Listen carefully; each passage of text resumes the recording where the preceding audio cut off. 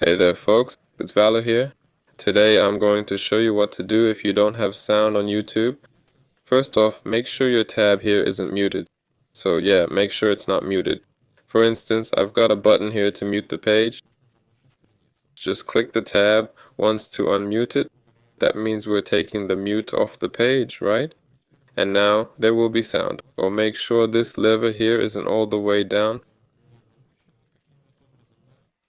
That's number 2. Next, check the volume mixer. Even if you've got sound elsewhere, make sure Chrome's volume is up all the way. If that still doesn't help, go to the 3-dot menu. Type sound up top here. Go to Site Settings. Scroll down here. You'll find Sounds here. That's it.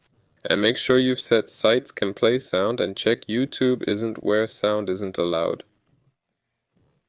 That's it. And check if the sound works from another browser. That's all. Valor was with you. Like, subscribe to the channel. Goodbye everyone.